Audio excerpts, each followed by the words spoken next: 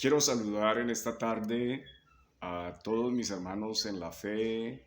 Reciban un saludo muy fraterno en el bendito nombre de nuestro Señor Jesucristo.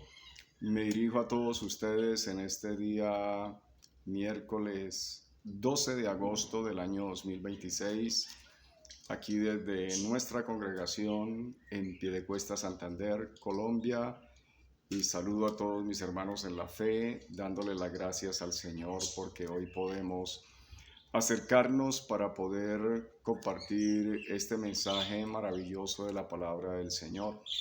Estamos estudiando la epístola del apóstol Pablo a los Filipenses y voy a pedirle por favor a todos mis hermanos que vayamos a la epístola que estamos en estudio. Vamos a tomar el capítulo 2, versículos 13 y 14 de esta maravillosa epístola. Voy a leer estos pasajes desde la Biblia Reina Valera 1960. Tome por favor la palabra de Dios y siga conmigo esta lectura que dice así. Porque Dios es el que en vosotros produce así el querer como el hacer por su buena voluntad. Haced todo sin murmuraciones y contiendas. Y quiero que nos encomendemos en las manos del Señor primeramente, pidiendo la gracia bendita de nuestro Señor Jesucristo, la revelación de su verdad a través del Espíritu Santo. Previamente hemos orado porque esta palabra que hoy trazamos pueda llegar a su vida de una manera correcta, en la voluntad de Dios y sea completamente útil para su provecho espiritual. Para usted, mi hermano, que está siguiendo conmigo toda esta serie de estudios, hoy estamos en la lección número 21 y el título del sermón o de la exposición para este día es Luminares en el Mundo. Y voy a tomar estos dos versículos y en lo posible los voy a exponer palabra a palabra, siempre siendo fiel, respetuoso del texto, de la intención que el apóstol Pablo tenía al escribirle a nuestros hermanos en Filipos y para que esa carta también repercuta en la iglesia de Cristo por todas las edades. Entonces, quiero, mis hermanos, nuevamente ponernos en el contexto de lo que es la epístola. Recordemos que Pablo está escribiendo a nuestros hermanos, lo está haciendo desde la prisión.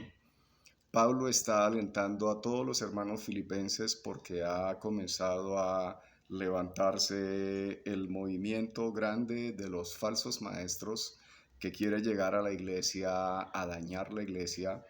El apóstol Pablo está escribiendo una epístola con mucha gratitud. De hecho, que la epístola a los filipenses es llamada la epístola del gozo, porque todo lo que el apóstol muestra desde esta carta es solamente gozo, gozo en sus circunstancias, gozo en lo que padece, gozo en todo lo que tiene que sufrir a causa del evangelio, pero siendo en la voluntad de Dios todo es agradable y perfecto.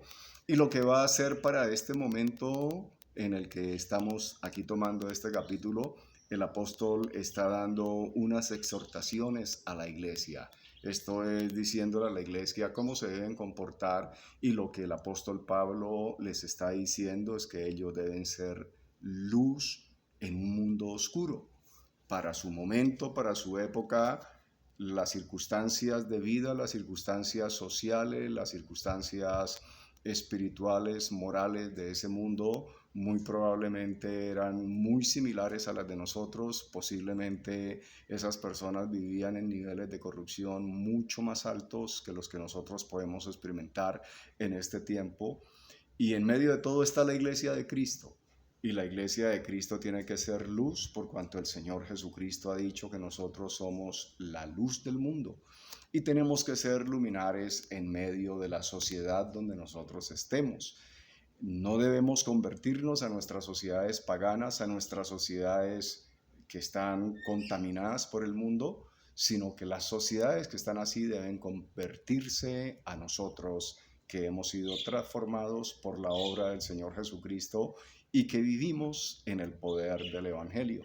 Entonces quiero hacer una introducción, y es que al continuar con esta parte de la epístola, el apóstol va a instruir a la iglesia que la responsabilidad del creyente en ocuparse en su salvación es energizada y hecha posible por Dios, quien produce el poder para que sus hijos sientan una necesidad diaria de vivir en la justicia del Evangelio y haciendo la voluntad de Dios. Vamos a recordar lo que acabamos de leer, que el apóstol está diciendo que es Dios el que en nosotros produce tanto el querer como el hacer. Y vamos a trazarnos un objetivo y vamos a mirar aquí algo, y es cuál es la fuente que necesita un cristiano para hacer la voluntad de Dios. Y nos vamos a dar cuenta que realmente Dios mismo es el que produce en nosotros, el que crea y el que hace posible en nosotros la dinámica y la fuerza que se necesita para nosotros ocuparnos en nuestra salvación, que ocuparnos en nuestra salvación es trabajar para lo que nosotros hemos sido llamados, para la vida eterna, y nuestro trabajo consiste en ser ejemplo y en ser luz para este mundo y en llevar a todos los hombres a que sean adoradores del Señor, así como nosotros lo somos. El versículo 13 dice, porque Dios es el que en vosotros produce. Entonces, aunque el creyente es responsable de ocuparse en la salvación, conforme nos lo explica el versículo 12, el Señor es quien en realidad produce buenas obras y un fruto espiritual en la vida del creyente. El Señor nos ha coronado a nosotros dándonos dones, y el Señor energiza esos dones para que nosotros podamos llevar adelante nuestro ministerio, para que nosotros podamos cumplir las tareas que el Señor nos ha designado. No necesariamente todos vamos a ser predicadores de púlpito, no necesariamente todos vamos a tener ministerios de exposición de la palabra, llámese un pastor, llámese un predicador, pero el Señor nos da a nosotros los diferentes dones que están expresados en la Escritura para que nosotros con ellos podamos servir y para que nosotros podamos con ello edificar a la iglesia del Señor y poder afectar a todo este mundo. Pero es el Señor el que en nosotros produce. ¿Qué produce el Señor? Él produce el querer como el hacer. Esto es que Dios infunde energía tanto a los deseos como a las acciones del creyente. El Señor hace que nosotros tengamos la necesidad, que nosotros tengamos la pasión, que nosotros tengamos el denuedo, pero el Señor también, por su Espíritu Santo, pone en nosotros también esa fuerza para que nosotros podamos cumplir las acciones y para que nosotros podamos entonces servir al Señor y como parte activa de el cuerpo de Cristo, entonces nosotros podamos hacer aquello que el Señor Dios ha puesto en nosotros a través de nuestros dones. Llámese el don de servir, llámese el don de la profecía, es decir, el de la predicación de la palabra, llámese el don de fe, llámese el don de repartir, el don de presidir. Todos los dones están consignados ahí, tanto en el capítulo 12 de Romanos como en el capítulo 12 de la primera carta de los Corintios. Ahí usted los puede buscar y ubicarse en cuál de ellos es en el que usted está, cuál es el que Dios le ha dado para que usted pueda servir.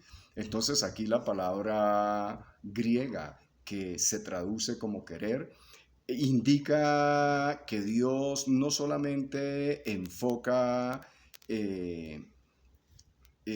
se enfoca en simples deseos o emociones como antojadizas de sus hijos, sino Él va a la intención metódica de cumplir un propósito que es planificado, es decir, la extensión del reino de Dios. El apóstol Pablo estaba siempre dispuesto a la voluntad de Dios. Entendía que había que ir a llevar la palabra a todo el mundo y tenía la disposición de ir a todos los lugares. Ponía en acción ese deseo y emprendía los viajes para ir a predicar. Oraba al Señor, estaba constantemente en oración, y por ello nos damos cuenta que el Espíritu Santo muchas veces le prohibía a él y a su equipo de servidores decir: a este lugar no van, porque ellos tenían una comunión con el Señor y Dios obraba en medio de esa acción, porque Él estaba produciendo tanto el querer como el hacer. Entonces Dios se glorifica a través de sus hijos, y el Señor, por el Espíritu Santo, pone esta fuerza, porque Él es el que lo hace todo. Y aquí dice: por su buena voluntad. Entonces Dios quiere que los cristianos vivan por el reino justo y recto de Dios, que es lo que da descanso a nuestras almas. Recordemos que el Señor Jesucristo, cuando está enseñando a orar a sus discípulos, una de las peticiones que el Señor Jesucristo dice que hay que hacer es pedir que venga el reino de Dios. El reino de Dios ya se realiza en los cielos, pero es necesario que el reino de Dios se realice aquí en la tierra. Y también dentro de esa oración nos llama a que pidamos el hacer la voluntad de Dios. Como se hace allá en el cielo, también nosotros hacerla aquí en la tierra. Y todo lo que nosotros hacemos para el reino de Dios debe ser de acuerdo a la voluntad de Dios. No podemos salirnos de los parámetros de Dios, y debemos acostumbrarnos a mirar de acuerdo al propósito de Dios, y que el sentir de nosotros sea el mismo sentir que hay en el Señor. El versículo 14 dice: haced todo sin murmuraciones y contiendas. Esto significa que debemos estar de acuerdo con la voluntad perfecta de Dios y no contender contra Él. La palabra contienda, o la palabra griega que traduce más bien murmuraciones, es un término que describe la acción de hablar en voz baja, de hablar como con quejas. Lo que está llevándonos el apóstol Pablo es a no quejarnos de la voluntad de Dios, no quejarnos dentro del propósito de Dios. El propósito de Dios incluye muchas veces los momentos difíciles, incluye muchas veces la persecución, incluye muchas veces la necesidad, la soledad, incluye muchas veces las necesidades, hasta padecimientos de hambre. El apóstol Pablo expresa que él ha aprendido a pasar todo eso, y él lo está diciendo acá mismo en la epístola, en el capítulo 4, versículo 13, cuando dice: todo lo puedo en Cristo que me fortalece.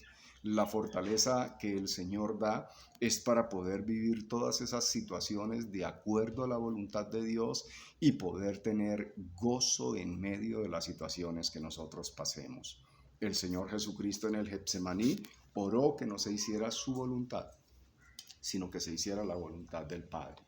Entonces, esto es lo que nos está diciendo estos dos versículos, mis amados hermanos, y espero que esto le traiga edificación a su vida. Oremos por favor al Señor. Padre Dios, te damos la alabanza, Señor, porque tu palabra es grande. Y ayúdanos, maravilloso Dios, a hacer todas las cosas, Señor, de acuerdo a tu santa voluntad. A estar contentos, Señor maravilloso, con los designios que tú tienes con nosotros, y que toda la disposición de nosotros, Señor, sea servirte siempre, conforme nos lo dice tu santa palabra en Jesucristo nuestro Señor. Amén. Mis amados, un abrazo de su servidor, que Dios me los bendiga.